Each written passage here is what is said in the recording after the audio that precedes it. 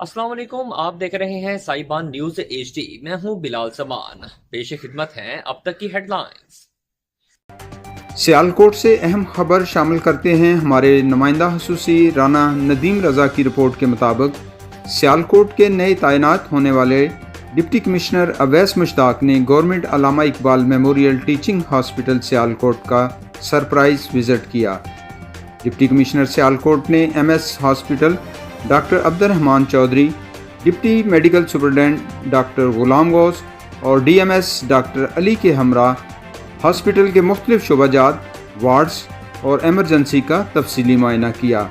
इस मौका पर उन्होंने ज़ेर इलाज मरीज़ों की खैरियत दरियाफ़्त की, उन्हें फ़राहम की जाने वाली अद्वियात, तिब्बी सहूलियात और हुकूमत पंजाब की जानिब से दी जाने वाली सहूलियात का जायज़ा लिया। डिप्टी कमिश्नर अवैस मुश्ताक ने अस्पताल इंतज़ामिया को हदायत जारी करते हुए कहा कि शहर इकबाल के शहरियों को इलाज मुआलजे की बेहतरीन सहूलियात की फराहमी यकीनी बनाई जाए। मरीज़ों के इलाज में किसी किस्म की गफलत या कोताही बर्दाश्त नहीं की जाएगी। ये थी अब तक की खास खबरें। मजीद अपडेट्स के लिए विजिट कीजिए हमारा फेसबुक पेज या आप हमें YouTube पे भी फॉलो कर सकते हैं। देखते रहिए साइबान न्यूज HD।